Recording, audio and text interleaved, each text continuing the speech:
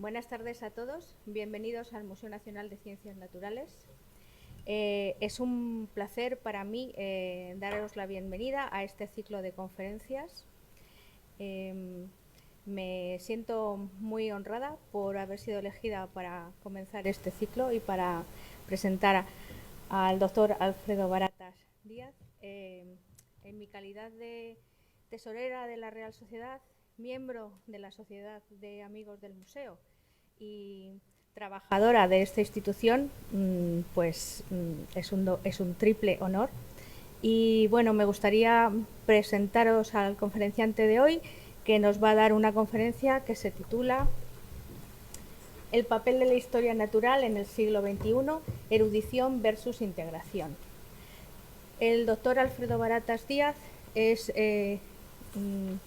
profesor titular de Historia de la Ciencia en la Facultad de Biológicas de la Universidad Complutense y además de trabajar como profesor haciendo docencia, pues también ha trabajado en el Museo Nacional de Ciencia y Tecnología e investiga en dos áreas muy interesantes de la ciencia, que son las instituciones científicas en la España contemporánea y, por otro lado, en la importancia tanto científica como social de las colecciones que se conservan en estas instituciones. En la parte de investigación que se ocupa de las instituciones científicas, ha trabajado fundamentalmente en la Junta de Ampliación de Estudios como una formación moderna en ciencia en este país, y últimamente ha trabajado también, le ha interesado el marco de la ciencia en la época franquista. En el área de las colecciones científicas o de las colecciones conservadas en estas instituciones científicas, lo que más le interesa es el patrimonio y cómo ese patrimonio es utilizado tanto a nivel científico como social. Hay que destacar que ha sido colaborador en publicaciones en las que se han censado todas las colecciones y los museos que tenemos en este país en historia natural y en biología. Y por otro lado ha sido comisario de exposiciones tanto en el Real Jardín Botánico, en la Biblioteca Nacional y en el Museo Nacional de Ciencia y Tecnología. Además de todo esto, les diré que es una persona con un enorme conocimiento en todos los aspectos que les he comentado y bueno, en la actualidad es el secretario de la Real Sociedad Española de Historia Natural, lleva muchos años siéndolo.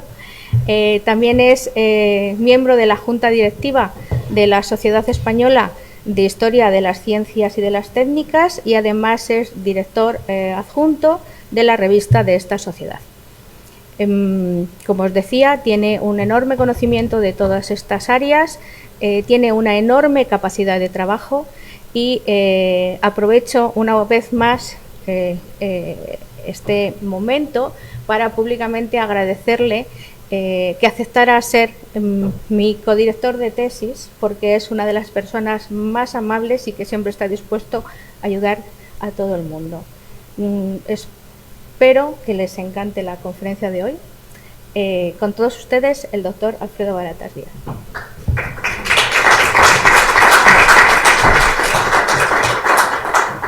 Buenas tardes. Muchas gracias, Isabel, por tus amables palabras. Antes de empezar propiamente con el cuerpo de la conferencia, quiero dar las gracias al Museo de Ciencias Naturales por acogerme y por acoger a la Real Sociedad en este 150 aniversario de la misma. A mi querida Real Sociedad. Quiero también darles las gracias a ustedes por venir, por tomarse la molestia de venir en plena pandemia, en pleno tráfago de actividad, y me alegra especialmente ver a muchos amigos que hacía tiempo que no veía, prácticamente un año en los que no nos veíamos, después de unos meses duros para mí, y que sé que muchos de mis amigos están hoy aquí especialmente contentos de que nos podamos encontrar. También quiero agradecer, por supuesto, a mi familia que está aquí, es mi primera actividad formal en un año difícil, y también a todos los que están conectados a través de Facebook, muchos amigos que han escrito diciendo que no podían venir pero que lo seguirían por Facebook, y también mis hermanas y algunos miembros de mi familia extensa. Cuando planteamos esta conferencia, me interesaba mucho valorar qué papel juega la historia natural en el siglo XXI. Pero me temo que soy historiador de la ciencia, pero historiador, y lo que voy a hacer para contar algo sobre el siglo XXI, justo al final de la charla, es ver cómo han evolucionado las ciencias naturales o la historia natural a lo largo del tiempo. Me temo también que, aunque mencione ocasionalmente geología como una parte esencial de la historia natural, no voy a profundizar mucho en geología, porque realmente lo que me siento es un biólogo. Mal biólogo, pero biólogo al fin y al cabo. Entonces, además es cierto que a lo largo del devenir histórico de las ciencias naturales, la biología se ha hipertrofiado y ha arrinconado prácticamente a la geología como actividad científica, como una actividad científica muy interesante que da sentido también a la biología, pero que ocupa una posición, yo creo, que marginal en términos científicos y sobre todo, me temo, también en términos sociales. Así las cosas, quisiera enfocar mi charla de hoy en esos 4 aspectos. Empezaremos hablando de las historias naturales clásicas y citaré nada más que 3 grandes figuras. Podría haber citado cientos de figuras, pero no me lo consentirían ustedes ni probablemente mi capacidad de conocimiento. Hablaré un poquito de Plinio y de las traducciones, hablaré de Aldrovandi, hablaré de Buffon, hablaré de 3 hitos, o 2 personas y una expedición en el siglo XIX, de Humboldt y de Darwin, y de la expedición marítima, la expedición oceanográfica del Challenger, como la síntesis de la historia natural del siglo XIX. Hablaré un poquito de lo que he llamado el eclipse del darwinismo. Ya se imaginan que lo que he hecho ha sido copiar o transliterar el título de un libro famoso e interesantísimo de Peter Bowler, que hablaba del eclipse del darwinismo. Pues voy a hablar un poquito del eclipse del naturalismo e intentaré acabar mi charla, mi conferencia, hablando del papel de la historia natural en el siglo XIX y cómo va a ser imprescindible ese conocimiento histórico natural para afrontar los retos científicos que va a suponer el antropoceno. Bueno, empecemos, por tanto. Definiciones de historia natural hay muchas. Esa que tienen en pantalla está copiada literalmente de Wikipedia. Dice: la historia natural es un dominio de investigación que involucra a organismos, incluidos animales, hongos y plantas, en su entorno natural, inclinándose más hacia métodos de estudio y observacionales que experimentales. La pongo porque no me ha gustado. No me ha gustado porque obvia una parte fundamental de la historia natural a lo largo de la historia, que es la parte geológica, la parte abiótica de la naturaleza. Desde el mundo clásico grecolatino ha habido un esfuerzo sostenido en el tiempo de describir toda la naturaleza. Y toda la naturaleza comprende los astros, los continentes, los factores abióticos, físicos, químicos, geológicos, su concreción en minerales y rocas y, finalmente, la descripción de los seres vivos. Me parece que la descripción de Wikipedia, que por otro lado la que consultan todos los estudiantes de enseñanza media, es incorrecta. Bueno, no es incompleta, no es incorrecta, pero es incompleta. La historia natural, como disciplina, nace en la antigüedad clásica. Voy a referirme al gran autor romano Plinio, pero realmente se consolida, en lo que nos interesa en esta charla, se consolida a partir del siglo XVI y se consolida como una disciplina integradora y como un esfuerzo de realizar una descripción exhaustiva del conjunto de los objetos naturales y de los seres vivos que hay en el universo. La primera obra de obligada referencia es la Historia Natural de Plinio. Hay muchas ediciones de la obra de Plinio, muchas son reconstrucciones filológicas, pero me he querido centrar en una traducción de la obra pliniana que es especialmente relevante para el caso español. Es la que hizo el médico de Felipe II, Francisco Hernández, en el siglo XVI.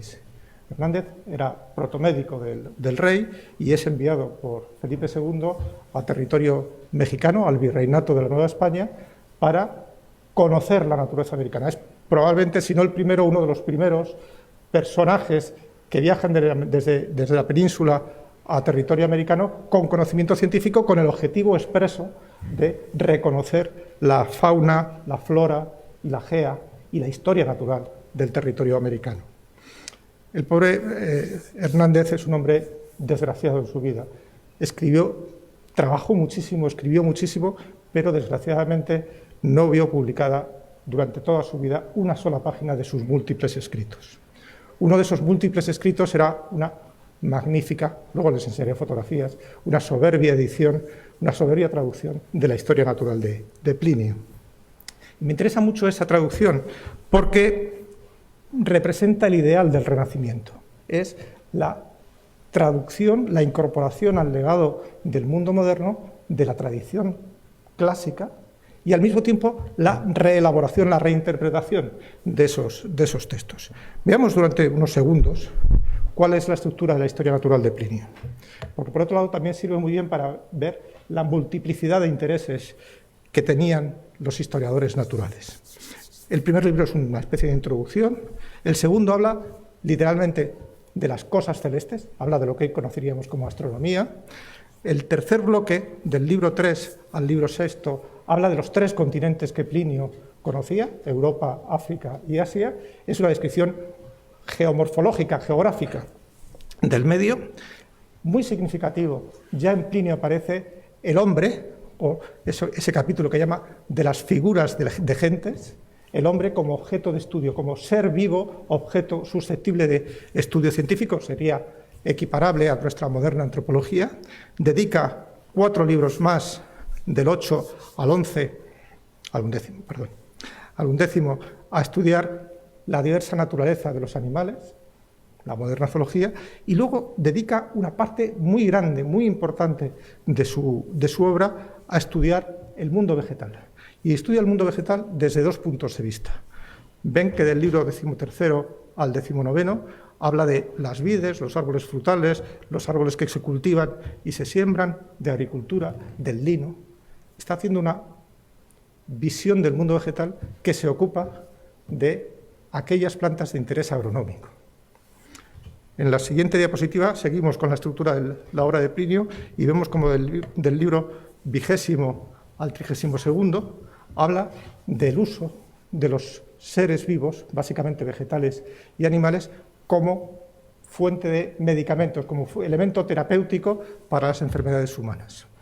Es lo que hoy, en la Edad Moderna, hoy no, pero en la Edad Moderna se conocía como materia médica.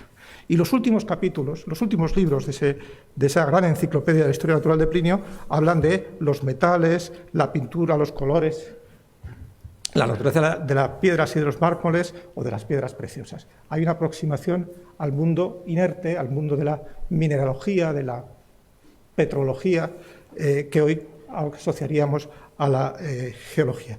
Me interesaba detallar el índice para que viesen el abanico de disciplinas de las que se ocupa la historia natural desde prácticamente el momento de su fundación en la antigüedad romana.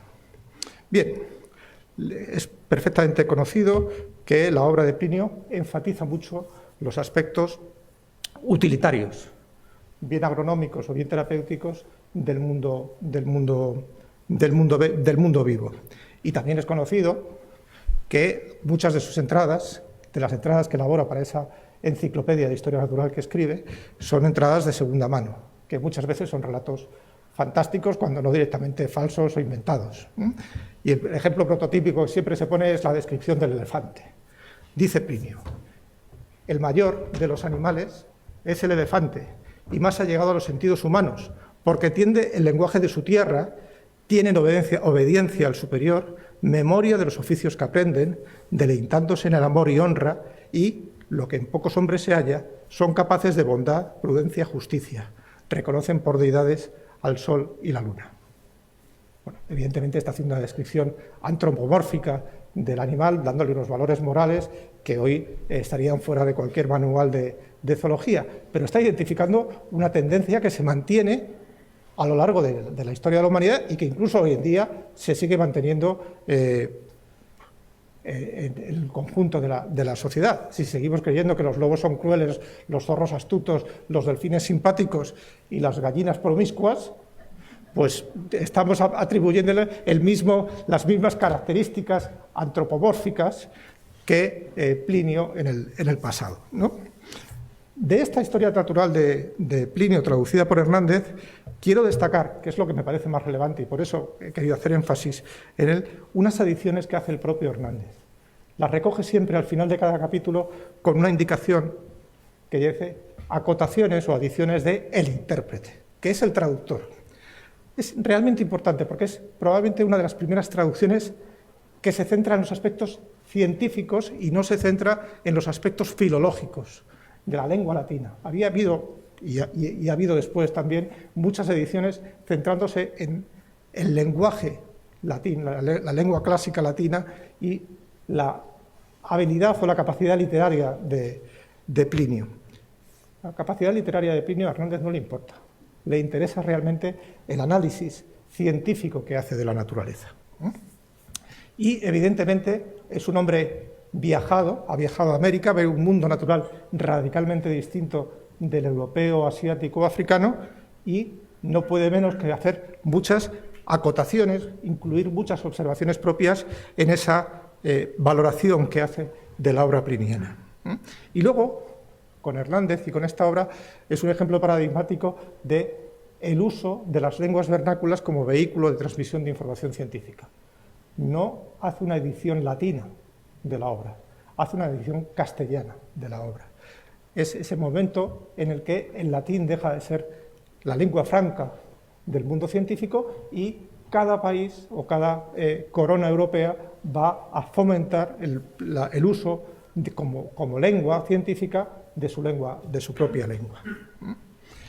En la siguiente diapositiva, como os he dicho, Hernández fue desafiado en su producción científica y no vio una sola página impresa. Esta edición de la Historia Natural de Cayo Plinio II, en la traducción que hizo Hernández, solo se publicó a partir en castellano en España a finales del siglo XX, gracias a una coedición entre la Universidad Nacional Autónoma de México y Visor Libros, con una ayuda del Ministerio de Cultura. Prácticamente 400 años, 500 años después de su trabajo, del trabajo de Plinio, fuimos capaces de tenerla por escrito. Afortunadamente, algunos, no todos, pero algunos de los manuscritos de Hernández se conservan y los manuscritos de la Historia Natural se conservan en la Biblioteca Nacional. Afortunadamente, la Biblioteca Nacional tiene lo que yo creo que es el proyecto cultural más importante de este país de los últimos 50 años, una biblioteca digital hispánica que es absolutamente soberbia, en la que están incluidas muchas obras de ciencias y, entre ellas están digitalizadas todos los manuscritos de la Historia Natural de Plinio.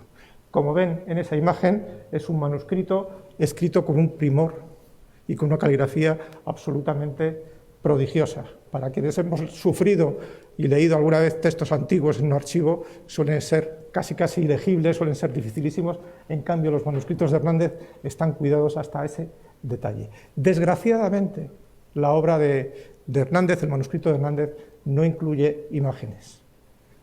Pero sí que es una obra que yo creo que no ha sido suficientemente valorada, porque no fue publicada, evidentemente, en su momento, como un gran monumento de la historia natural universal y también de la interpretación española de la historia natural del tiempo. Paralelamente a la traducción, o simultáneamente a la traducción que hizo Hernández de la obra de Plinio, aparece una figura en Italia que da un pasito más. Ya no es la interpretación, la traducción, incorporación y ampliación de la obra pliniana, de la obra de los clásicos, sino la generación de una nueva obra sobre aquellos cimientos, evidentemente, pero una nueva obra científica. Y he querido ejemplificarlo con la figura del italiano Ulises Aldrovandi.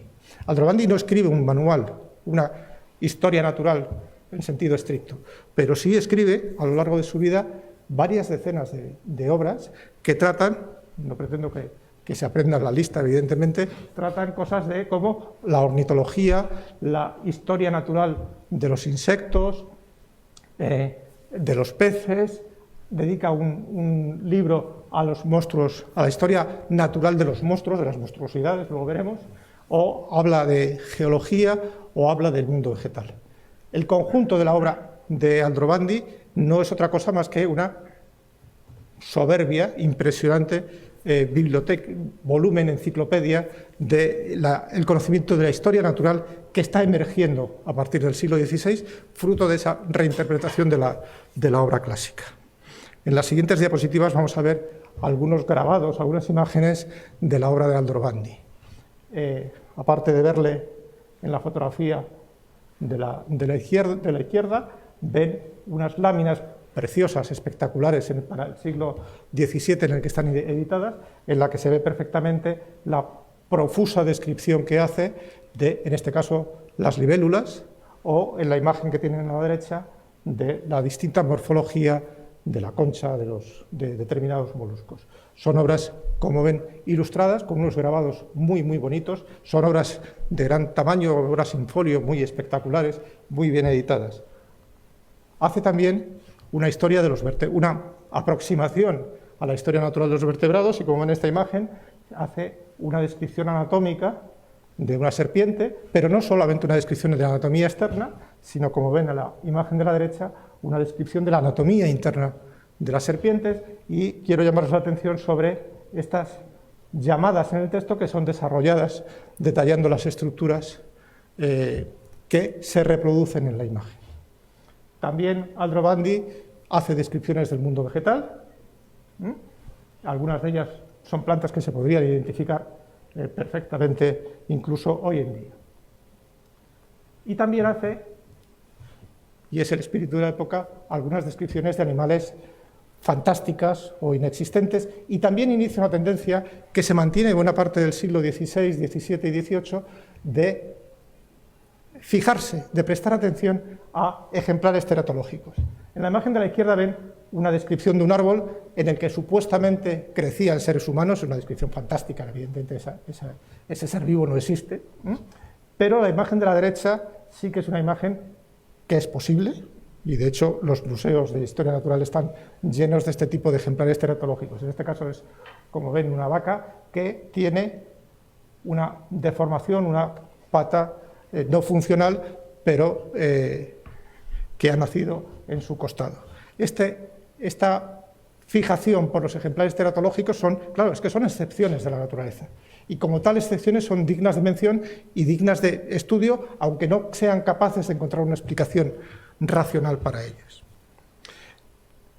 Como ya vimos para Plinio, también Aldrovandi estudia el ser humano desde el punto de vista más estrictamente biológico, y por tanto hace descripciones de lo que sería un ser humano normal, no patológico, pero también hace descripciones de un ser humano con anomalías patológicas. En este caso es el antecedente que está permanentemente en la literatura fantástica, un hombre lobo o una mujer lobo, que no es mucho más allá que un ser humano que tiene hipertricosis, pelo por todo el cuerpo. Y de la misma forma que había pasado con Plinio, con la historia natural de Plinio, hay algunas descripciones de animales quiméricos, de animales inexistentes. Y hay, como buen hombre de su tiempo, un aspecto que aparecerá redundantemente en la literatura científica hasta prácticamente el siglo XIX, que son los gigantes americanos, los gigantes patagónicos, que es una constante en la literatura científica hasta bien entrado el siglo XIX.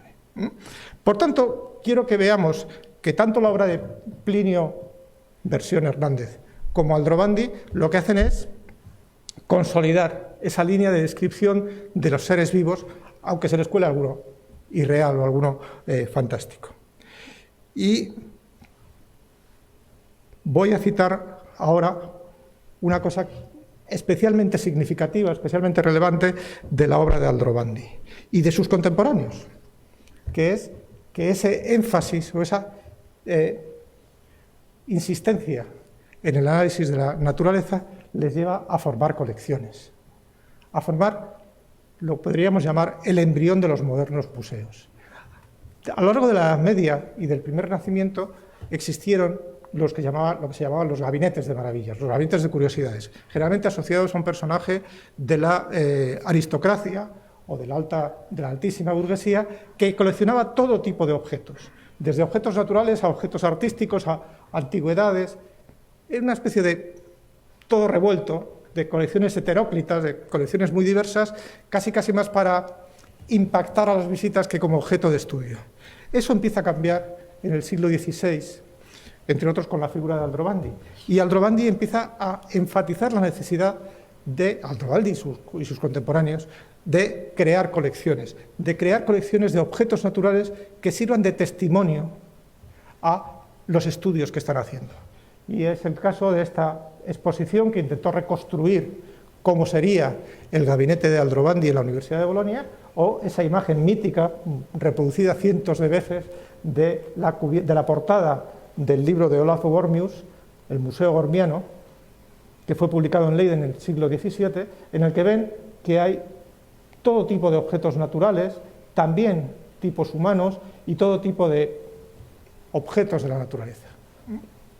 Esa portada del libro fue reconstruida en una exposición que se hizo en el Museo Danés de Historia Natural, que reconstruía perfectamente el ambiente de uno de esos museos de ciencias naturales embrionarios del siglo XVI y XVII.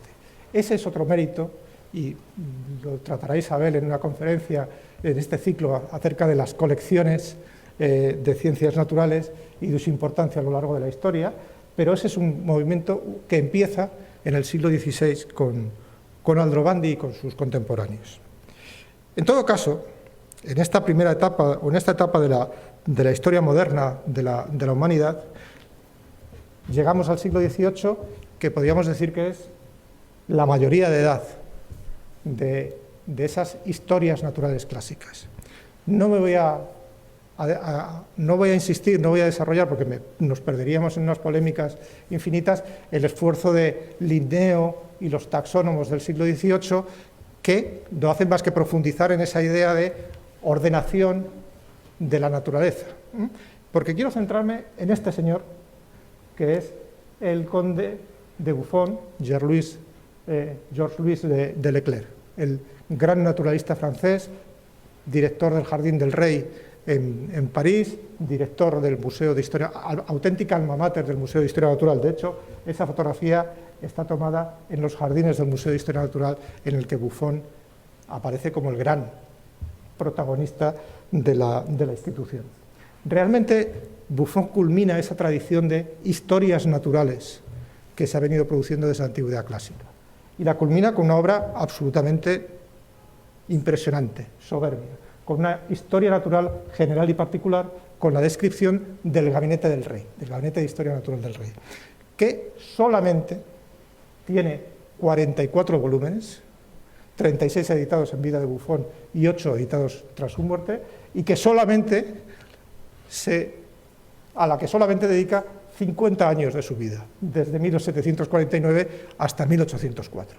Es evidentemente, estoy utilizando la ironía, es evidentemente una obra absolutamente soberbia, descomunal.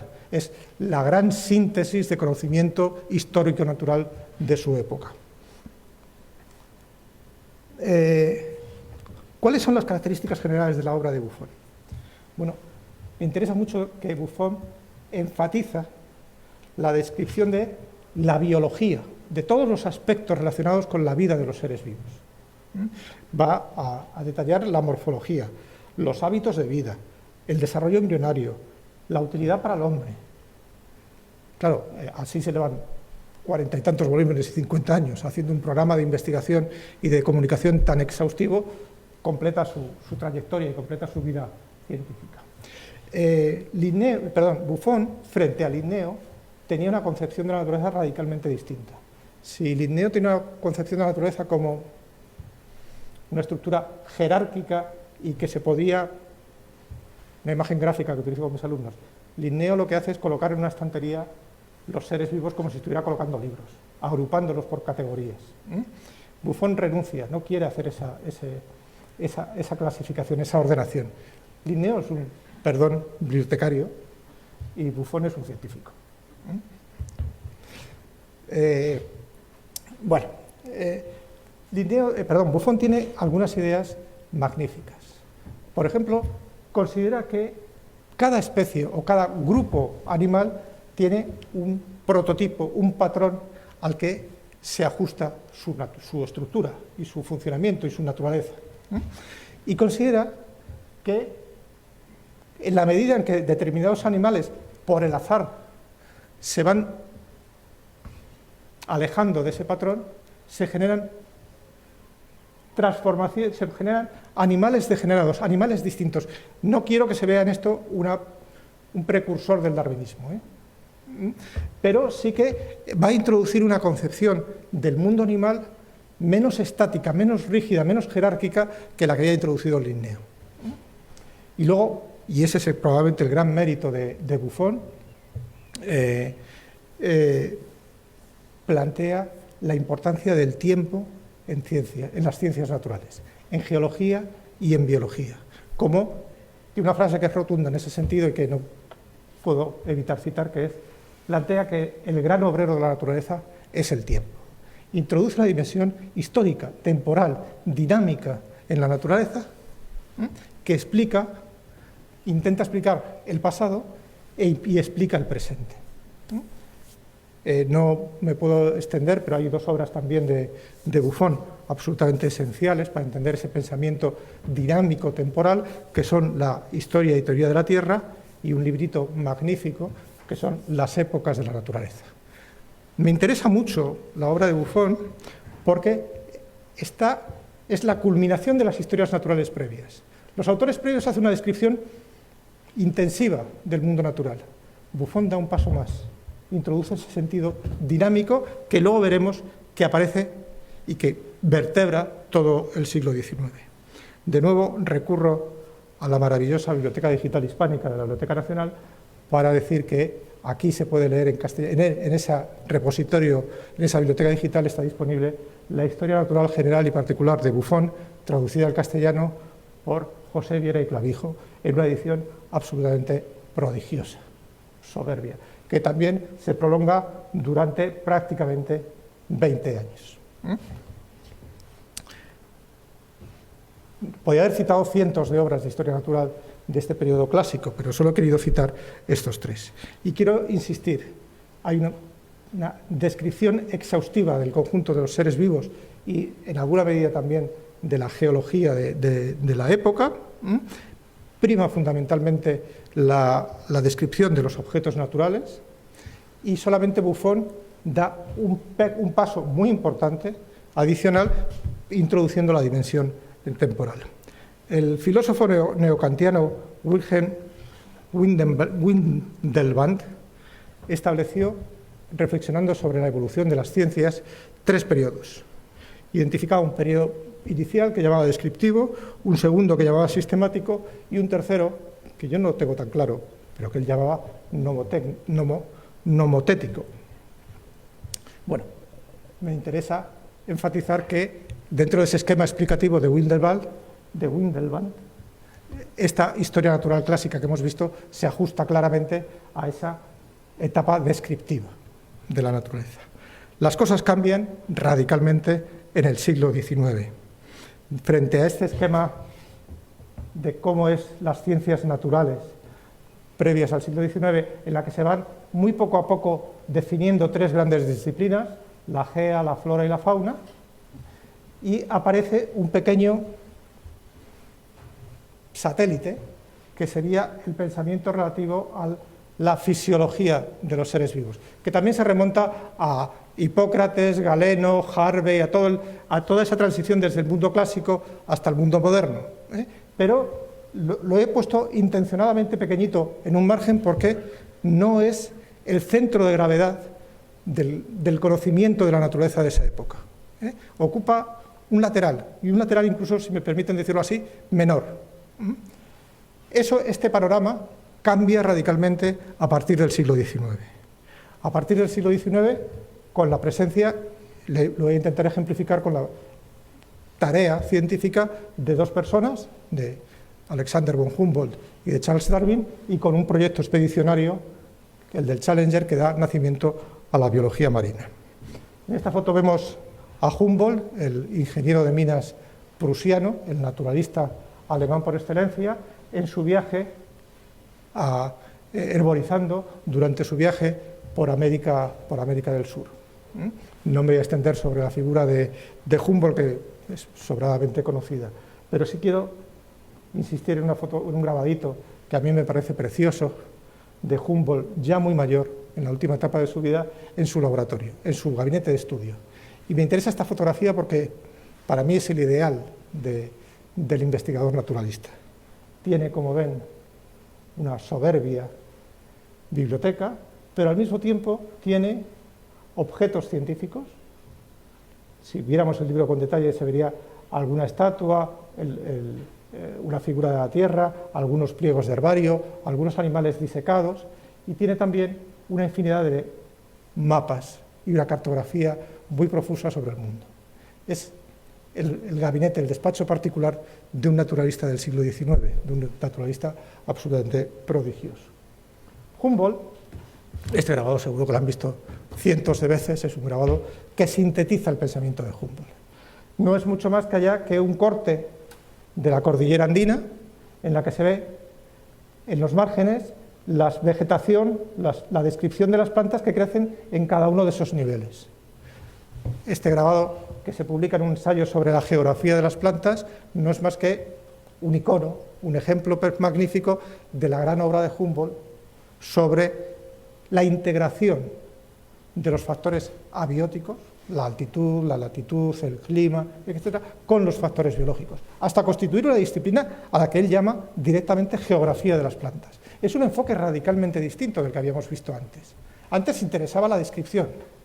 Los insectos tienen 6 patas, están constituidos de esta manera, etcétera, las arañas tienen 8, etcétera.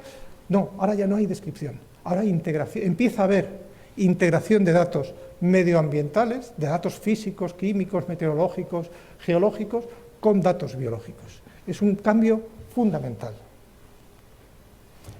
En la última etapa de su vida, entre 1845 y 1862, Humboldt acaricia la idea de publicar un gran manual sobre historia natural que llamará Cosmos, y dirá que es, como subtítulo, la descripción física del mundo. En una carta que escribe a un amigo en 1834, hace una declaración que es una auténtica declaración de intenciones de lo que pretende hacer con este libro. Dice: tengo la disparatada idea de plasmar en una sola obra todo el universo material, todo lo que hoy en día sabemos de los fenómenos de los espacios celestes y de la vida terrestre, desde las nebulosas estelares hasta la geografía de los musgos en las rocas de granito, con un estilo vivo que causará deleite y cautivará la sensibilidad.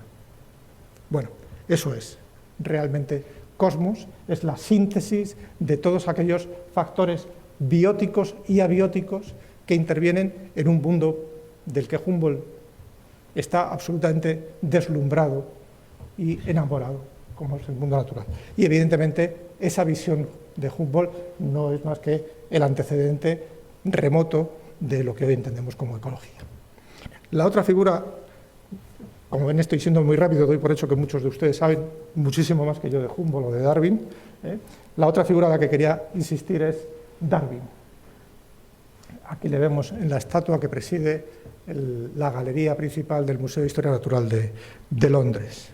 Darwin, es una historia sobradamente conocida, se embarca en un viaje de circunnavegación en el Beagle, un barco de la Armada Británica, entre 1831 y 1836. Fruto de ese viaje es este libro que aparecerá en 1845, el diario de las investigaciones sobre historia natural y geología realizado en distintos países durante el viaje del His Majesty Ship, del barco de Su Majestad Beagle. Realmente, Darwin, que no era un naturalista formado, no se había graduado ni licenciado en ciencias naturales en su época, esa es su carrera universitaria. Es ahí donde se convierte en un naturalista de peso, de entidad. Y lo que hace es recopilar observaciones sobre la geología, la biogeografía, los animales que va encontrando. Se está haciendo un naturalista, está adquiriendo una visión global de la naturaleza realmente envidiable, que A su vuelta, empezará a estudiar de manera sistemática entre 1836 y 1858, nada más que 20 años dedicado a lo que él llamará el problema de las especies. El problema de las especies que intenta solventar haciendo cientos, miles de páginas de lo que se conoce como los red notebooks, los cuadernos de notas rojos, que son esos cuadernos que se ven en la imagen de la izquierda, que están, excepto alguno que parece que se ha perdido, perfectamente catalogados y conservados a medio camino entre la biblioteca del Museo de Historia Natural y la biblioteca de la Universidad de Cambridge. De toda esa obra sistemática de observación de la naturaleza, en el sentido más amplio del término, incorporando observaciones geológicas, observaciones biológicas, de distribución, estudios sistemáticos de grupos de invertebrados complicadísimos, como los percebes, ¿no?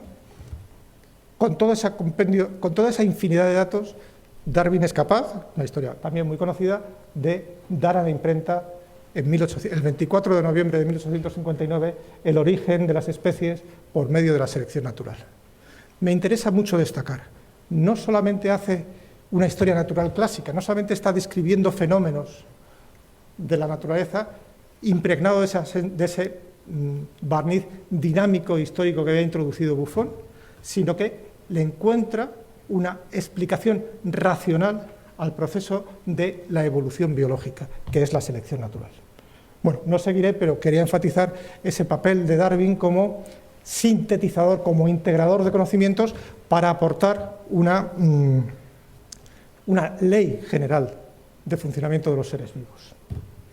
Y el otro hito que quería comentar de la historia natural del siglo XIX es la expedición del Challenger. Es una expedición que transcurre entre 1872 y 1876, que recorre, partiendo del Reino Unido, recorre todo el Atlántico, todo el sur del Índico y con contactos con la Antártida, recorre todo el Pacífico para volver a través del Cabo de Hornos a Gran Bretaña.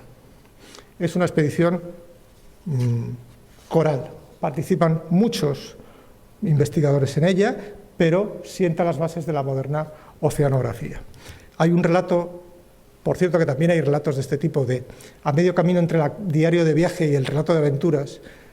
Tanto Humboldt como Darwin habían hecho ese relato popular, accesible para el público general, y también los naturalistas del Challenger lo hacen. Es el caso de la obra de Spry, que publica un diario del viaje, y he querido poner estas imágenes porque se ve malamente en la proyección, pero se ve cómo era un laboratorio biológico, oceanográfico, en un barco, y sobre todo, y eso es una característica muy importante, cómo se introduce todo un ajuar, todo un menaje de instrumentos para el conocimiento del medio marino, tanto del mundo animal como de observaciones batimétricas, de temperatura, de campo magnético, etc. El conjunto de observaciones del Challenger se recogen en una monstruosa colección de libros, como ven en la imagen de la derecha, que son los informes de los resultados científicos del viaje del HMS Challenger, una obra absolutamente descomunal que solamente se prolonga, y digo solamente en sentido irónico evidentemente, durante 15 años, y que reúne unos resultados editoriales tan impresionantes como esos. En la imagen he intentado compendiar en una sola diapositiva algunos de los grandes logros de esta expedición. Primero, destaca este primer intento de recopilar datos físicos, químicos, batimétricos del mundo marino. Esta carta de abajo es una medida de los campos magnéticos de la Tierra, y creo recordar que esta hace referencia a la distribución de algunas especies animales. Me interesa mucho que veamos la dimensión global de este viaje. Hay que recopilar datos, intenta recopilar datos a escala mundial, y hay mapas de estos mundi casi de cualquier parámetro físico, químico, biológico, geológico que uno se pueda imaginar. Al mismo tiempo, hay toda una descripción de la historia natural más clásica, de descripción de nuevos tipos animales y, sobre todo, de descripción de nuevos grupos de invertebrados marinos.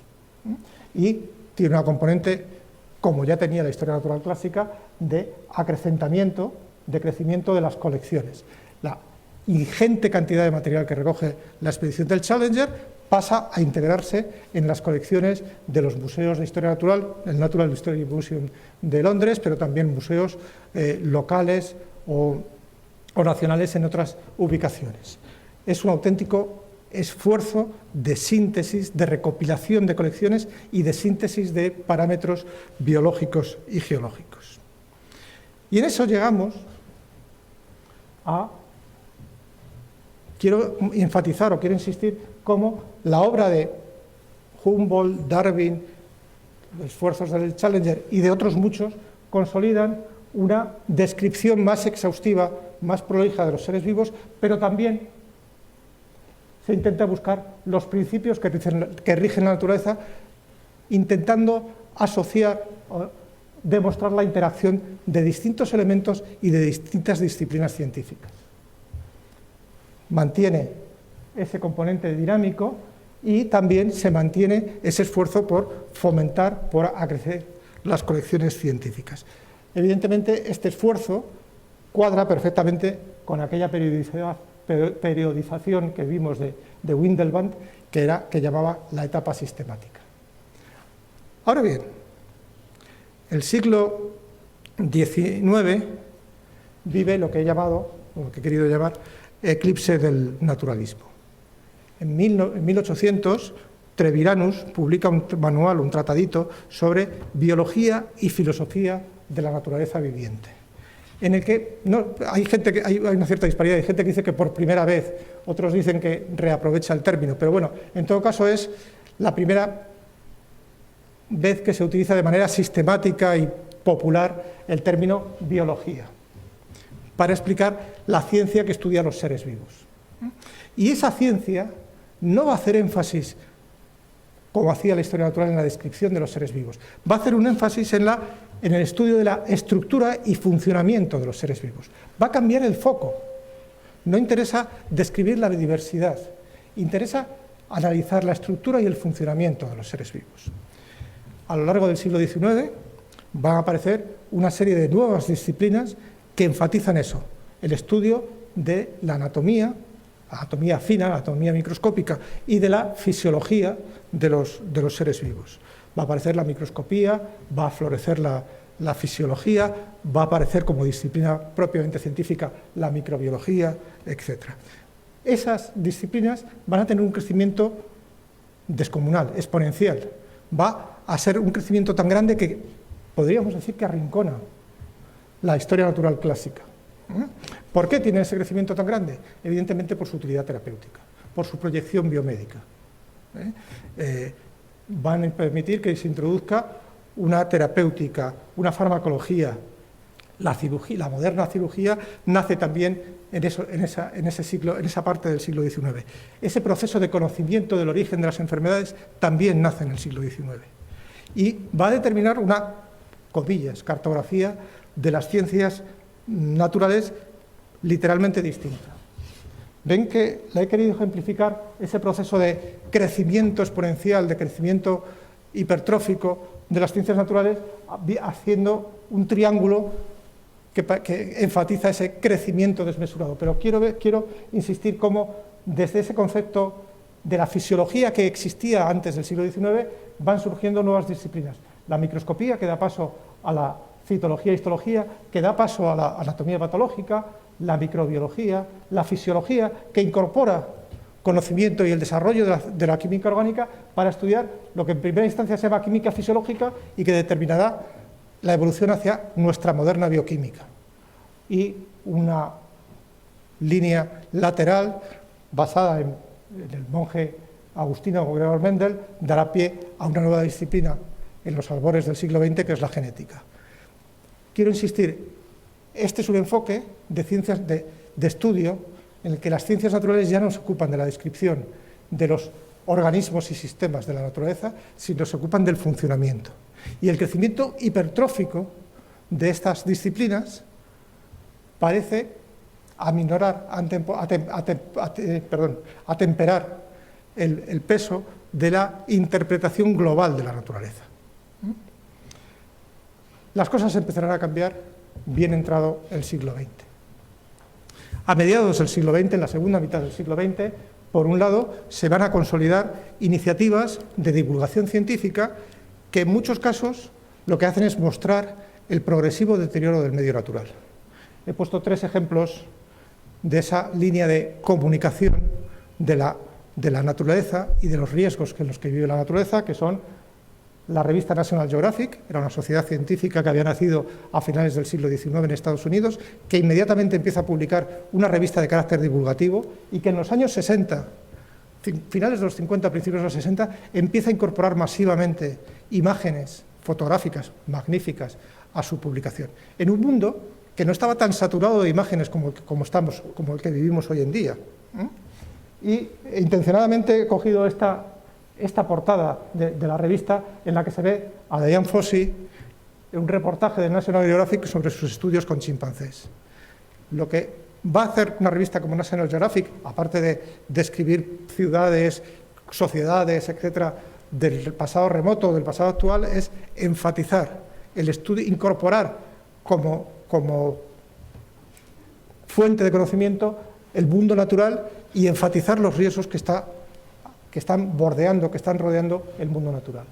La otra iniciativa que también surge en la segunda mitad del siglo XX es el World Wildlife Fund, la institución proteccionista de conservación de la naturaleza que ha tenido un éxito arrollador.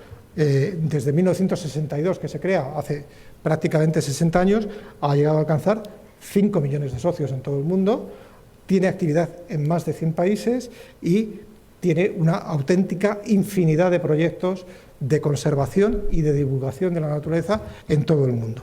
He querido poner 2 ejemplos de españoles que colaboraron con WWF, el caso de José Antonio Valverde, el director de la Estación Biológica de Doñana. El Parque Nacional de Doñana nace en buena medida también gracias al apoyo de WWF y una figura muy importante para la biología y para la difusión de las ciencias naturales en la España de finales del siglo XX, como es Félix Rodríguez de la Fuente. Yo siempre he reconocido que desde que era niño me fascinaban esos programas. Creo que si soy biólogo es porque la fascinación que me producían aquellos programas, que hoy nos parece imposible. En el horario de máxima audiencia, un programa que explicaba la naturaleza. Probablemente haya muchas valoraciones para hacer. Algunas incluso cuestionan el contenido científico de aquellas iniciativas, pero lo que no se puede negar es que cumplió largamente el objetivo de fascinar, de encandilar a buena parte de la sociedad española de la época y desde luego a quienes como yo, a finales de los años 60, principios de los años 70, éramos niños y que veíamos un mundo natural absolutamente prodigioso. Pero no solamente hay esfuerzos de divulgación, hay esfuerzos del ámbito académico por comunicar, por transmitir la fragilidad del mundo natural y la importancia de conservarlo. Es el caso de la bióloga norteamericana Rachel Carson y su famoso libro de la primavera silenciosa, en el que demuestra la nociva influencia que el uso indiscriminado de insecticidas está teniendo sobre la naturaleza y que la plasma con una metáfora muy bonita, es no hay insectos, los pájaros no tienen insectos para comer, por tanto no hay pájaros y por tanto no cantan y por tanto la primavera se vuelve silenciosa. La otra figura divulgativa de ese deterioro, de esa importancia del mundo natural es James Lovelock, que publica a finales de los 70 el concepto de Gaia, del planeta como un ser vivo en el que hay una permanente interrelación entre factores abióticos y factores bióticos. Pero a mí hay un librito poco conocido, pero que me parece apasionante, que me gusta especialmente y que creo que ayudó mucho a esa conciencia de necesidad de conservación y el riesgo que sufre la naturaleza en nuestro mundo civilizado, que es este libro de Konrad Lorenz, el Premio Nobel de Medicina de 1973, me parece recordar, que se titulaba Los 8 pecados capitales de la humanidad civilizada. Y en el prólogo de ese libro tiene una frase que a mí me parece clarísima y que me parece que tiene total vigencia 50 años después.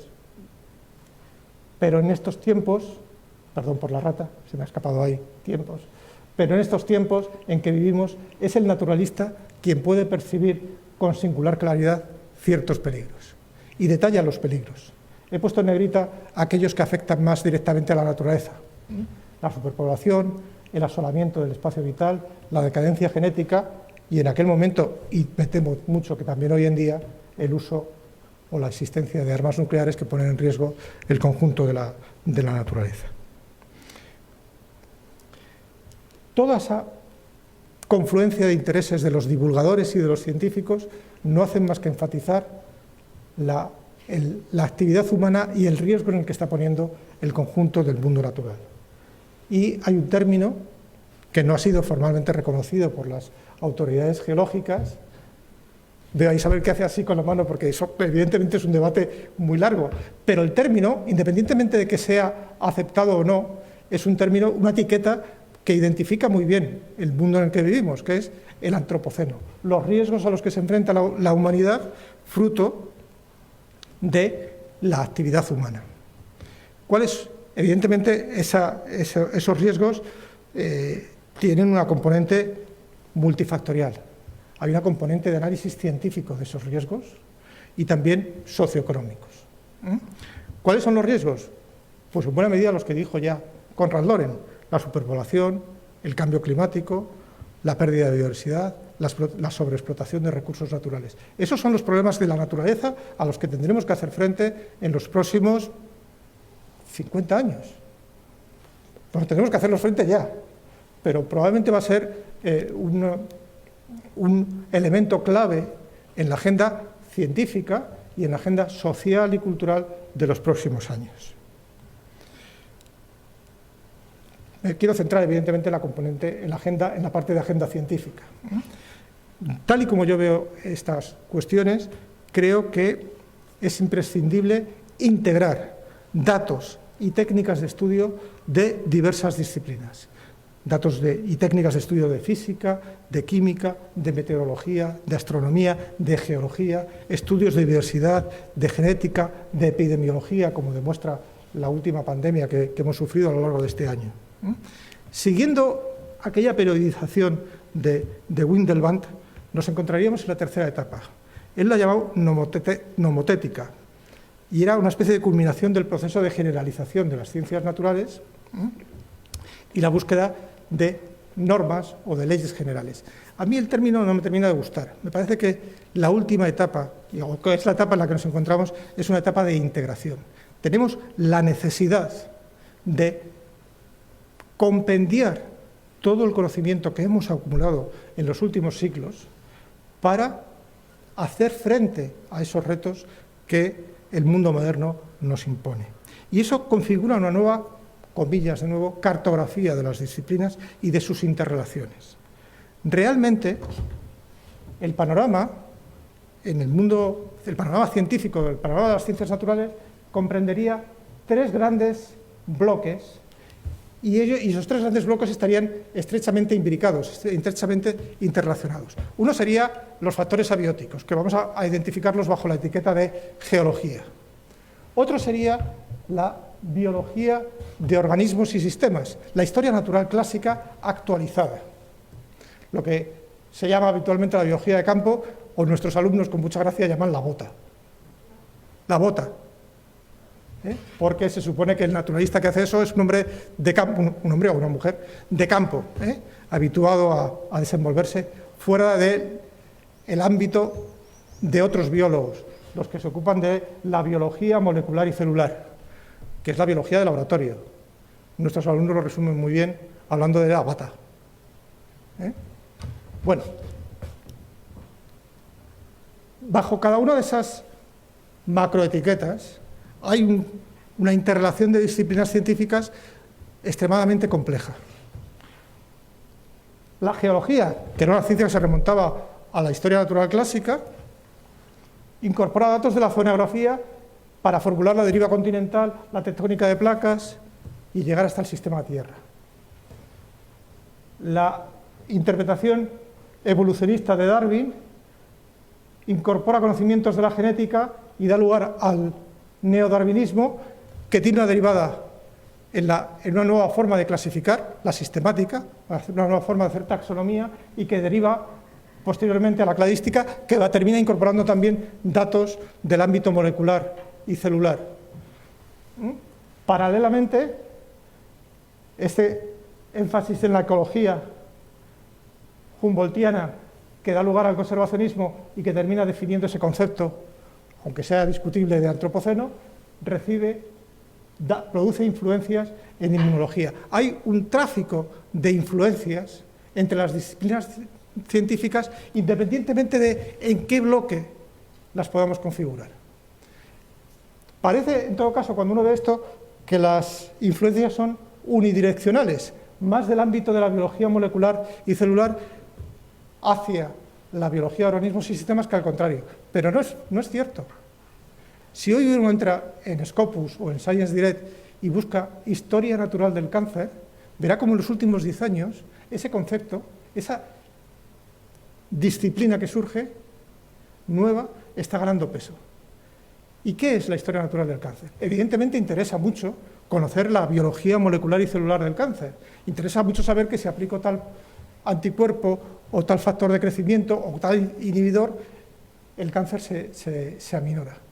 Pero a los oncólogos, a los que tienen que tratar la enfermedad, les interesa conocer el conjunto de factores biológicos, ambientales, que determinan el surgimiento de esa enfermedad. Les interesa conocer la genética familiar, los hábitos de vida, las dietas, los factores epigenéticos que subyacen al cáncer.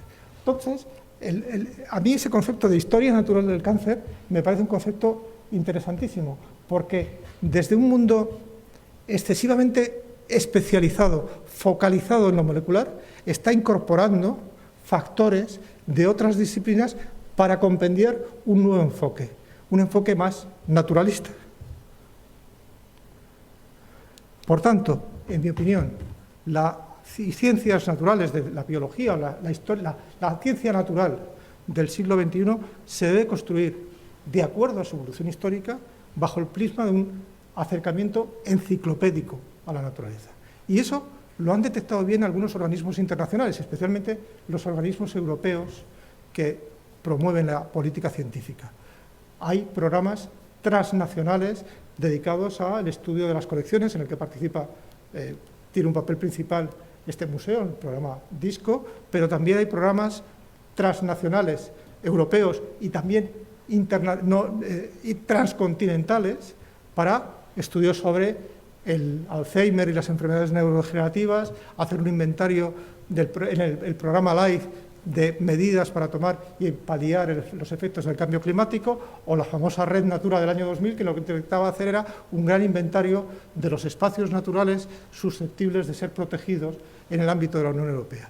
Empieza a haber programas que concretan, que materializan ese esfuerzo de conocimiento enciclopédico e interdisciplinar de la naturaleza.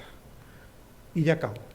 La magnitud de esa tarea de investigación y de la aplicación del conocimiento resultante, creo honestamente, hacen imprescindible un espíritu naturalista, un espíritu integrador que permita abordar los problemas desde una óptica que combine saber, y digo saber, no conocimiento, saber, sensatez, amplitud de miras y capacidad de síntesis. Y es de ese espíritu integrador de conocimientos lo que hace de esta aventura intelectual y científica algo realmente apasionante. Esto es todo lo que yo les quería contar hoy. Muchas gracias por su atención.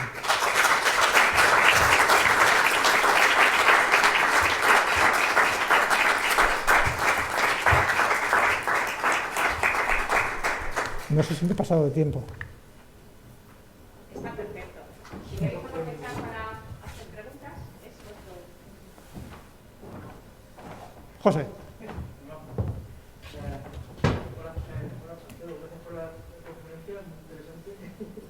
Yo quería preguntarte una cosa sobre la expedición de Francisco Hernández a México.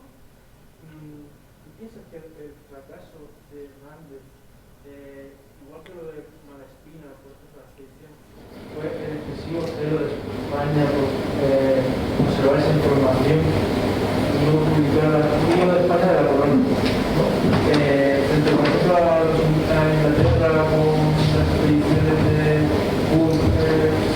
publicaciones o por ejemplo Bougainville Francia, ¿no? Es decir, ese celo de la colonia española puede ser clave en el tratado. Esa es la pregunta clara. Evidentemente eso es un factor, pero yo intento pensar los fenómenos históricos desde un punto de vista más multifactorial. Ese es un factor, sin duda. Hay otro también que es si me permites decirlo así, es un factor racial. Somos muy dados al arrebato, al empujón, pero no a sostener la carrera. Y la carrera científica es una carrera que se tiene que sostener durante décadas. Hemos visto el caso de Buffon, 50 años editando la historia natural. Y evidentemente 50 años respaldado por una institución que anima, que empuja a que ese logro científico se consiga. Nuestra historia científica es una historia que funciona a empujones, a arrebatos, si me permiten decirlo así. El siglo XVI, con la expansión, con el conocimiento de América y con la colonización de América, surge uno de esos empujes, de esos arrebatos panhispánicos, ¿no? Empieza a decaer en el siglo XVII, rápidamente empieza a decaer, por muchas razones, por el Concilio de Trento, la Contrarreforma, la pobreza, la parquedad de la hacienda pública que impide que el esfuerzo se sostenga durante años, y también porque funcionamos a empujones. En el siglo XVIII nos vuelve a pasar lo mismo. Otro empujón ilustrado, en este caso, que vuelve a tener la misma resultado. En el siglo XX, la famosa Edad de Plata, 30 años y se nos escapa la fuerza. Es muy curioso, por ejemplo, hay cosas ahí para reflexionar. Los alemanes han vivido en el siglo XX 2 guerras mundiales. La segunda fue absolutamente devastadora. Laminó el sistema científico alemán. Hoy Alemania está por delante de nosotros en desarrollo científico y técnico. Yo creo que nadie tiene ninguna duda. ¿Por qué? Porque hay una sociedad que detrás apoya ese conocimiento y ha reconstruido su tejido científico. Nosotros, hasta tiempos muy recientes, no hemos asumido un esfuerzo de reconstrucción de nuestro tejido científico para hacerlo equiparable al que vivimos en los años 20 y 30. Yo creo que la dificultad para la edición, para la publicación, las restricciones a la comunicación científica fueron en el siglo XVI, desde luego, una limitación importante, pero creo que hay muchos más factores, ¿eh? Y entre ellos creo que el de la idiosincrasia o el carácter hispánico es uno de ellos también. Más preguntas, por favor. Isabel. Yo quería felicitarte, de verdad, pero ya Isabel apuntó lo buen comunicado pero este recorrido que nos has hecho me ha parecido fascinante, tan sintético, cómo la historia natural, su importancia en los siglos XV, por ahí, y la importancia de ahora, cuando la sociedad piensa que esto ha desaparecido, ¿no? Que son cosas del pasado, son estudios del pasado, pero esta visión integradora es muy importante y yo creo que tenía que contarlo muchas veces en muchos sitios. La política que hacía Alonso, ¿no? Que cuando iba a hacer conferencias a Estados Unidos le decía, publique esto, maestro, que se lo publicaba, y decía, no, yo con mi conferencia por todos los Estados Unidos.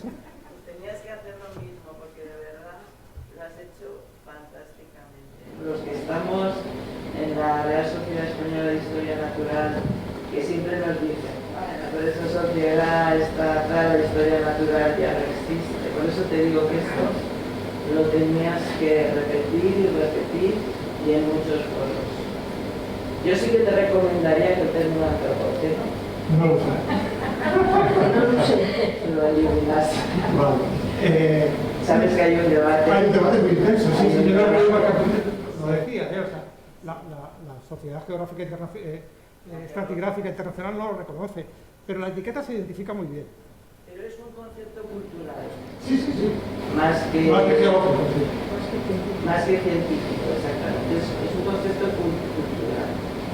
Tú sabes que los diferentes periodos geológicos tienen un principio, un final que tiene que estar perfectamente claro. Entonces el clavo de oro que se pone, aquí empieza el piso tal del Jurásico y es aquí, porque tiene todas estas conjunto de características estratigráficas, paleontológicas, la revolución es imposible. Ese es el debate. Sí, sí, sí. O sea, es un concepto cultural. Bueno, aquí no quiero dar la paliza. No quiero dar la paliza con esto, porque bueno, sí, pero sí que da lugar a confusión. O sea, que una persona como tú, que está reconocido científicamente, introduzcas en tu discurso. Bueno, lo matizaré más, pero a mí no me disgusta el término en el sentido que identifica una situación que se está produciendo en el mundo actual. Pero bueno, es como si hablamos del cambio climático en no sé qué. O sea, sí, prometo matizarlo. Pero de verdad que te agradezco muchísimo el que hayas sacado, ¿no?, la historia natural del siglo XXI. Muy importante. Es que a mí me parece fundamental. Y por eso quiero insistir, he hecho esa declaración sobre la historia natural del cáncer. O sea, si uno coge los indicadores de investigación del Science Citation Index, la oncología ocupa el primer lugar porque es un problema médico, social, científico de primer orden. Y resulta que esa gente está mirando, iba a decir de reojo, pero ya no es ni siquiera tan de reojo, ya es mirando de frente esa concepción integradora del conocimiento. Evidentemente les interesa identificar el factor de crecimiento, la mutación, el gen que determina no sé qué, y por supuesto el anticuerpo o las dianas terapéuticas, etc. Pero está abierto el foco de sus intereses, de su mirada. Y a veces el científico, dentro de esa hipertrofia que sufrió la biología del 19 y del 20, ha mirado con su microscopio una porción ínfima de conocimiento.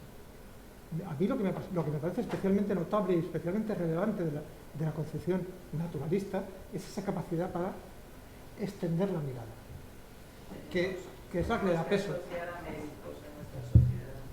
Médicos que hubo muchos en el pasado. Sí. Bueno, tenemos que hacer muchas cosas en el caso de... Tenemos que atraerlos con esta mirada que tienes tú, porque es muy interesante. Carolina, por favor. Solo un apunte con esa historia de oncología, ¿no? En tu esquema, las ciencias sociales, que ahora se las reclama, digamos, que intervengan en todo este asunto de la epidemia, ¿las meterías ahí?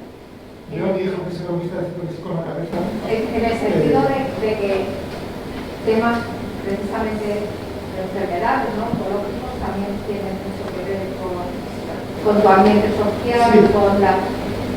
No sé, parece que hay, pienso, ¿dónde quedan las humanidades en exceso o las ciencias sociales en concreto? Es que ese es un debate. Claro, yo estoy insistiendo porque lo creo honestamente, que hay que abrir el foco. Pero a veces el conocimiento es como un ojo de pez. La lente esa de ojo de pez, ¿no? Que da una visión muy nítida, muy clara de un núcleo, y los bordes están deformados. Me da el miedo que me da, y no tengo una respuesta clara sobre eso, pero el miedo que me da es que si abrimos demasiado el foco, no sé si vamos a desenfocar la parte exterior. Y las ciencias... Yo estaba pensando también en temas de epigenética. Sí, que hay que incorporar, evidentemente. Ahora, la configuración de las ciencias sociales y su interrelación con las ciencias, llamémosla sin duda, eso es un campo de conocimiento de filosofía de la ciencia tremendamente complicado. A mí me gusta mucho el esquema que planteó Karl Popper, de lo que llamaba mundo 1, mundo 2 y mundo 3. quienes han sido alumnos míos me han oído hablar alguna vez de eso, ¿no, Esteban? Del mundo 3 como ese mundo de conocimiento de ciencias sociales o de ciencias humanas que está es una cáscara, es como una especie de cebolla, de núcleos, de capas concéntricas de organización del conocimiento.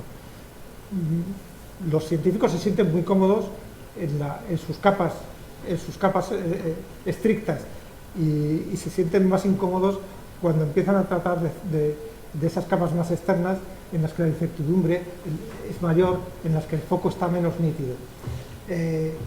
A mí me gusta, evidentemente soy historiador, me dedico a eso, me gusta ese enfoque interdisciplinar que vincula historia, aspectos sociales con los aspectos científicos, pero reconozco que es muy complicado. La historia de las ideas, que es cosas que hace gente como el escritor Cipolla, el economista italiano que ha hecho muchas cosas sobre ciencia, economía, o Burke, me parecen prodigiosas, pero me parecen muy complejas y muy difíciles de madurar y muy difíciles de comunicar también.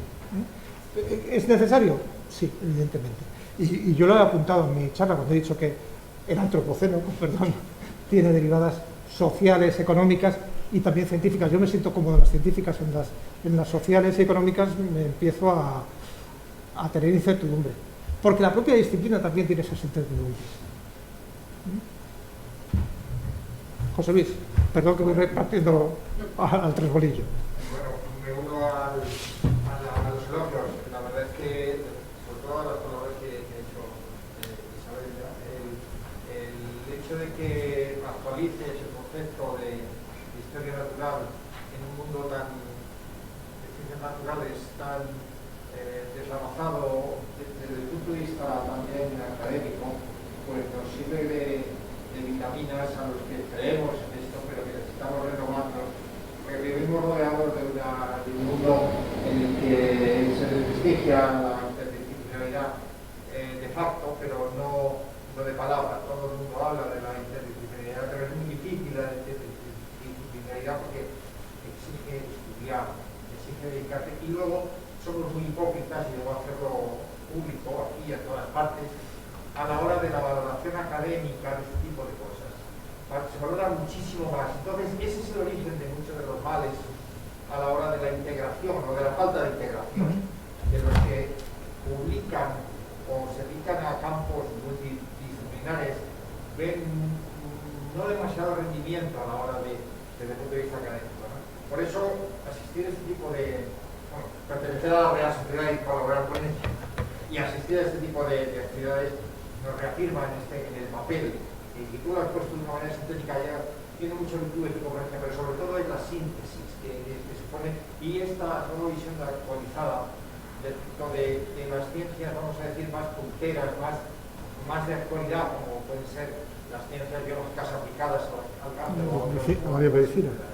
Pero sobre todo digo que resume que para elevarnos la moral, para continuar una labor callada, casi de hormiga, ¿no? A la hora de contar quién era Humboldt, ¿no? Porque el sistema educativo está diseñado de tal manera, o no se está diseñado siquiera, que un estudiante que va a estudiar otra carrera de ciencias ignora quién era Humboldt, porque sus profesores también ignoran quién era Humboldt, que es ignorar quién era Humboldt en España es realmente un crimen, porque Humboldt hizo el principal trabajo científico en el ámbito hispano, ¿no? Incluso en Madrid o incluso en la península de América, ¿no? En definitiva, esto nos reivindica, nos une a este cuerpo de conocimientos y nos permite sobrevivir cuando menos, ¿no? Por eso reitero mi gratitud por habernos puesto un poco en la actualidad, ¿no? De que no estamos solos y que tú no vas a poder darnos esta conferencia por todas partes, pero sí muchos de nosotros en nuestros pequeños ámbitos. Pues yo soy un humilde profesor de historia de la biología. Solo 6 horas tienen toda la carrera del grado de biología en los demás, solo 6 horas. Y gracias encima, ¿no? Al menos esos estudiantes sabrán quién fue Balmis, quién fue Humboldt, o quién fue Plinio, ¿no? O quién fue Hernández, ¿no? Challenger, etcétera, nos sirven de hilo, ¿no? A toda una historia, empieza con la natural historia de Plinio, quizá, y nos lleva ahora, ¿no? Y reitero el ánimo que nos reconforta. Voy a haceros una pequeña confesión. Es cierto que yo, con el tiempo, me he ido haciendo cada vez más sintético, más enciclopédico en lo que quiero transmitir. Pero una vez leí una frase creo que es de T.S. Eliot, que decía, y me impresionó mucho, porque me parece que resume lo que a mí me gustaría lograr. Decía, ¿dónde está la sabiduría que hemos perdido en conocimiento? ¿Dónde está el conocimiento que hemos perdido con la información? Creo que vivimos, que hay una parte de la ciencia en la que la tiranía de la información, de la comunicación hiperespecializada, está impidiendo que acumulemos conocimiento y desde luego nos pone a años luz de la sabiduría.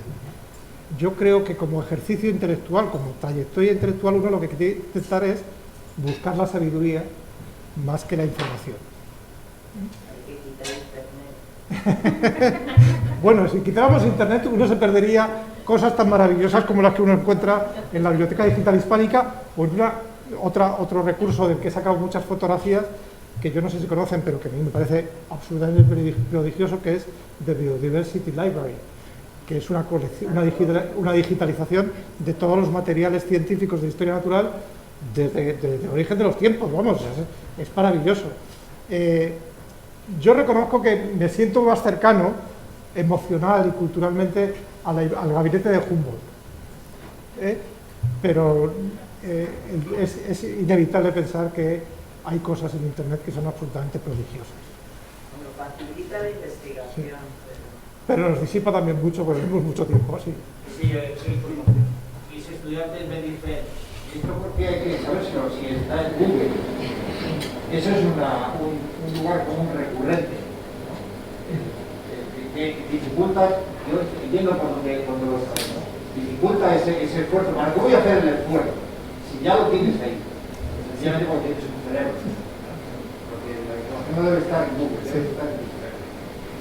Una cosita, ¿qué opinas sobre la parte de divulgación? ¿Crees que faltan buenos divulgadores en España o espacios para la divulgación?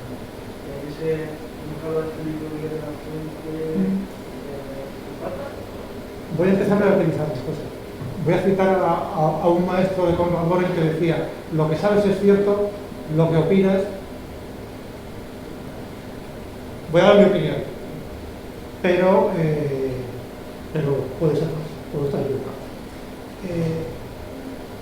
Creo que hay algunos esfuerzos muy notables para hacer divulgación, algunas iniciativas muy importantes, muy interesantes, muy sugerentes. No sé si puedo decirlo, pero lo digo porque me da igual. Por ejemplo, cuando nació Materia, el grupo de gente que lleva la sección de ciencia del país, a mí me pareció prodigioso. Un grupo de gente que se buscó una iniciativa personal de recopilación, de síntesis, de revisión de noticias y de síntesis de esas noticias, y me parece que todavía, por ejemplo, en el país siguen haciendo una labor muy importante y muy interesante y con mucha difusión. Me enervan, me parecen malísimas, y me temo que yo participé en alguna de ellas, esa recopilación de noticias que hacen algunos buscadores o algunos servicios oficiales, que no es más que me cojo la ABC y cada vez que veo la palabra ciencia lo incorporo a una lista. Me cojo La Vanguardia, me cojo El País, me cojo El Mundo. Esos recopiladores de noticias, eso no es ni difusión ni comunicación científica. Eso es una lista de noticias, una revista de prensa, si quieres llamarlo así. Esa gente yo creo que no hace divulgación y creo que genera mucho ruido. Sí me gustan mucho algunas iniciativas de auténticos periodistas científicos, de divulgadores de la ciencia. Afortunadamente empieza a haber también un marco inestable, como todos los marcos laborales en nuestro país, que da proyección a titulados en ciencias. Voy a decir una cosa que no sé si es políticamente correcta, pero yo lo digo porque es lo que opino. tenemos muchos periodistas que no tienen absolutamente ni idea de ciencia. Yo me puse colorado un día que, por vergüenza ajena, un día un periodista dijo: yo sé más física que un biólogo y más biología que un físico. Y pensé: Alba de Cántaro, tú no sabes ciencia más que la que viste en el bachillerato, no me cuentes ni más. Creo que afortunadamente empieza a haber hay gente con formaciones científicas que es capaz de comunicar, y eso es bueno. ¿Debería haber más? Sí. También es cierto, y me parece muy buena opción, que empiezan a proliferar iniciativas editoriales, comerciales, orientadas a la divulgación científica, y algunas iniciativas de esas son francamente buenas. Otras, me ahorro el comentario, pero hay algunas que son francamente buenas, y eso es bueno, porque empieza a haber un mercado editorial y una proyección para esa actividad. Como las fincas rurales en Andalucía, manifiestamente mejorable, pero prospera adecuadamente. Lo que sí que es que la componente de pasión falta. Por ejemplo, yo cuando la tengo en Reino Unido, digo: este señor tiene también una larga carrera, no sé si lo he pronunciado bien. Pero como hacía Fernando, no lo veía así, y la pasión pura, y aparte de todo lo que nos parece científico. Yo creo que eso también falta en los periodistas, o en el mundo de la comunicación. Yo creo que es una tradición, ¿no? En una anglosajón esto estaba ya desde hace mucho antes. La típica de En el mundo anglosajón se ha asistido desde el siglo XIX. El viaje de Darwin, el viaje de un naturalista alrededor del mundo de Darwin, es un éxito editorial, porque hay una clase media que consume sus productos. Cuando los expedicionarios del Challenger hacen su soberbio informe global, hay alguien que se dedica a hacer un tomito de 400 páginas que se ve casi como un libro de aventuras. Es que tiene una tradición muy larga y muy sostenida de ese tipo de tareas. Nosotros no hemos tenido esa tradición. Bueno, la hemos tenido parcialmente. Ha habido gente que ha hecho, por ejemplo, un personaje de este museo, como Ángel Cabrera, hizo esa labor de divulgación de una manera absolutamente prodigiosa a través de sus libros o de la revista Alrededor del Mundo, que es una revista, era una revista absolutamente fantástica, o sea, maravillosa.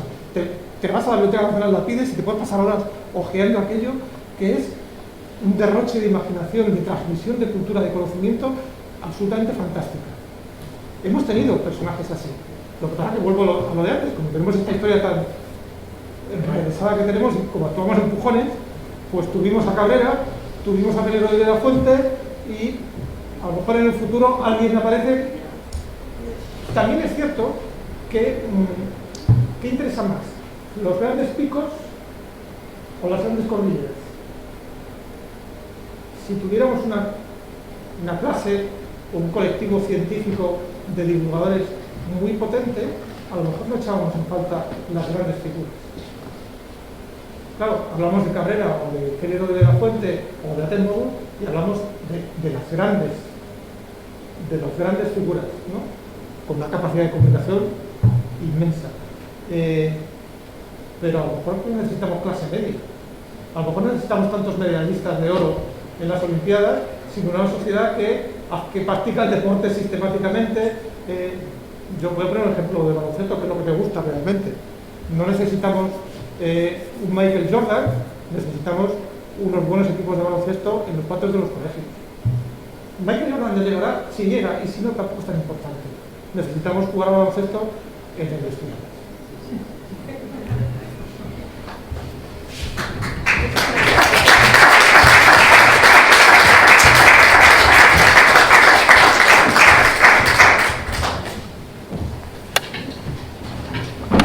Recordaros que esa es la primera conferencia de un ciclo que va a estar vinculado a una exposición que se va a inaugurar la semana que viene aquí en el Museo Nacional de Ciencias Naturales y que celebra el 150 aniversario de la Real Sociedad Española Española de Historia Natural. Nuestro próximo ponente es Alberto Gómez y nos va a hablar de 10 momentos en 150 años de historia de la Real Sociedad Española de Historia Natural. Estáis todos invitados, pero ya sabéis que hay que reservar. Gracias.